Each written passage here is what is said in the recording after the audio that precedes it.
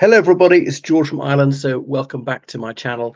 And in this video, I'm talking about Russian espionage in the Western world, particularly in the United Kingdom, because obviously it's very important given that this is a full-blown Russian invasion of Ukraine, and most Western countries are aiding Ukraine with military equipment, financially, diplomatic support, and so forth.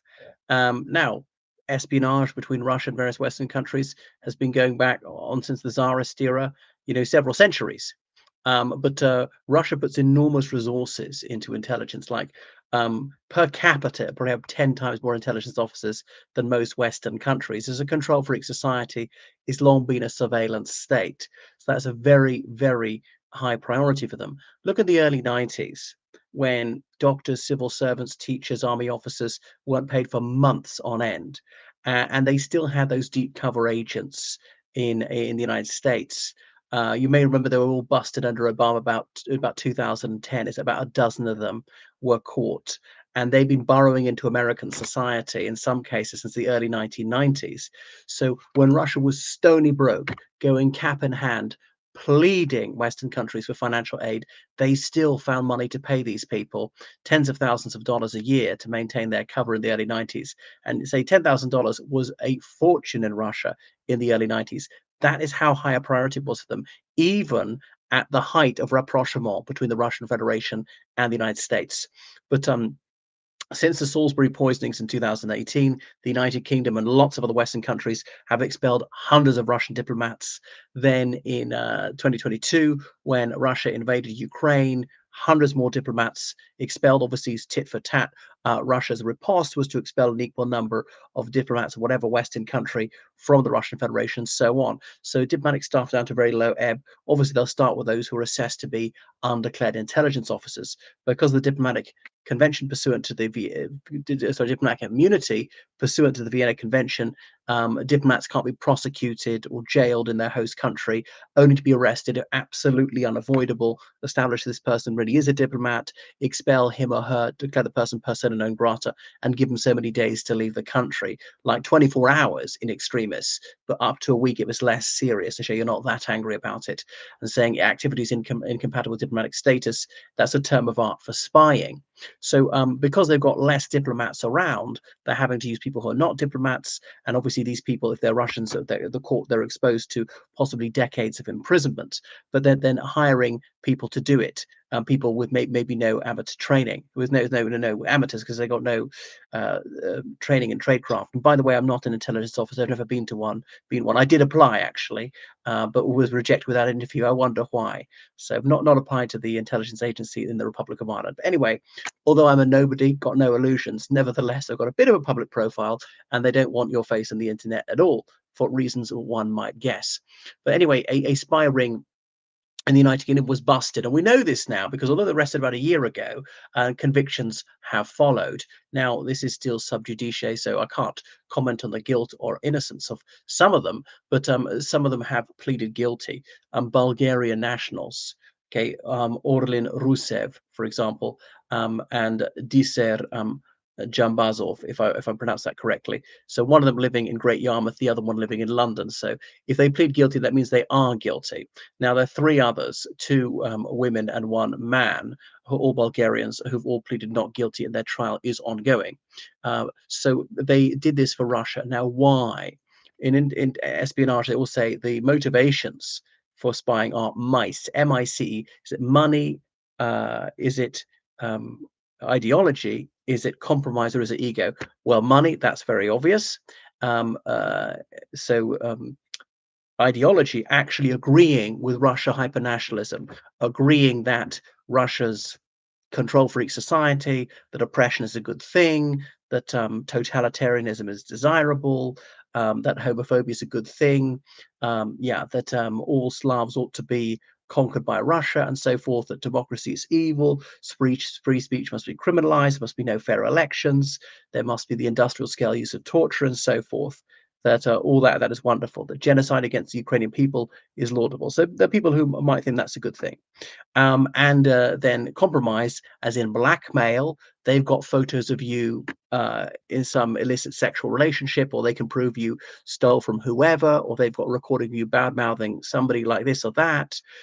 They can shame you, and your reputation will be destroyed. Your family won't want to know you. So do it for that reason. And last of all, ego. I'm praising you. You're the cleverest. You're a real winner. You're the best we've ever had. As I say, happy people don't do this. Those who are highly disaffected from their own country, their own society, their own organization, or whatever, and they want vengeance, they feel humiliated, will pass over for promotion, and that they can be a high achiever in espionage, if nothing else. Could be a compromise of two, three, or even all four of these things. But Russia is notoriously niggardly in what it pays people. That British security guard at the British embassy in Berlin was paid only a few €100 for what he did, and is serving a sentence of several years. I was surprised by how long it was. Was it even over 10 years? For tittle tattle. So that's it. Now, they some of them, we know this is proven because some of them are guilty. The others we're not quite sure yet. So that they had 221 mobile phones, 1058 hard drives, and so on, using drones and so forth. But because they were not properly trained by an intelligence agency, well, they're more likely to screw up and get caught, and engaged in about 6 operations. And there are other cases flying drones over British military bases to spy on them. I'm not sure why this would be necessary, considering they got spy satellites. But anyway, I don't know the amount of satellites. Can the satellites not get there? Of course, they're commercially available drones. You can do this loads and loads. And the United Kingdom's got a huge number of people who are not British citizens. Now, obviously, British citizens can do this too, indeed have been caught doing it. But why Bulgaria, a Slavonic-speaking country, an Orthodox Christian country, a former communist country? So there's a greater connectivity between them and Russia and others. The considerable number of Russians who live there, who go on holiday there. Surprised in the summer of 2023 to see a lot of Russians and some Ukrainians on the Black Sea coast there, own property there, and so forth. So there is some fellow feeling between the two. Now, not all Bulgarians feel like that. And now you could say, be a Russophile in some ways culturally. Even I am to an extent, and an enthusiast for the Russian language, or a sincere Orthodox Christian, and recognize the Putin regime is absolutely evil.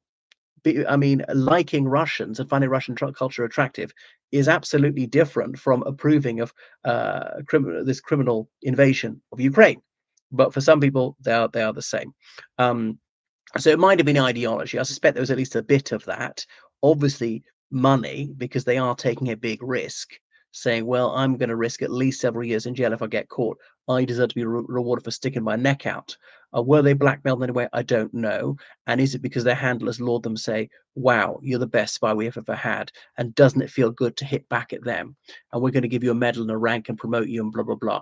And so recognition like that, because everybody wants praise. Everybody likes to be told that they're succeeding, needs recognition and appreciation, and people don't grow out of that. So why do people want Olympic medals and Nobel prizes or degrees and so on? So partly it's a self-esteem thing. So what they do? There was a Bulgarian who was heavily critical of Russia, and this journalist, he proved how Russia was behind the murder of that woman in Salisbury over the poisoning thing. So there's a talk about assassinating him. Yeah, and talk about killing another Russian investigative journalist.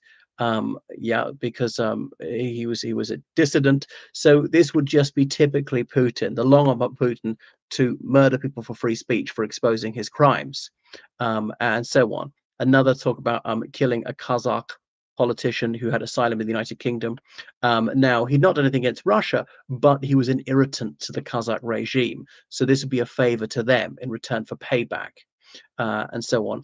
And there was another idea that perhaps there would be a false flag operation against the Kazakh embassy, and that would be something that you could use to smear the Kazakh opposition and things like that. Spying on a US military base in Germany. These people based in the United Kingdom could go there. They're being European citizens. They can go and live and work in any EU country, and so on. Right. So various people they're planning to do this, planning to kill. They actually didn't attempt to kill anybody at the end. Spying on military bases, and so forth. So there are tens of thousands of Russian citizens in the United Kingdom. I would think the vast majority are completely innocent. Some Belarusians, some people from other nationalities could be sympathetic, but any nationality could do it. And so that's why they're having to rely on foreigners and people who are not properly trained, who are more likely to slip up and get caught. And then Russia is not so minded to get them out. in these prisoner exchanges, well, you're Bulgarian, we'll just abandon you. I know some of the great illegals or the Westerners who spied for the Soviet Union in the old era, they were got out, they were exchanged, partly because that incentivized other people to do it. Because if they are apprehended, they believe that eventually they will be released and allowed to go to the Soviet Union to a hero's welcome. Right. Anyway, thank you for watching my channel. Make sure you subscribe to my channel on Patreon, donate or PayPal, georgecallahan79@gmail.com. Goodbye.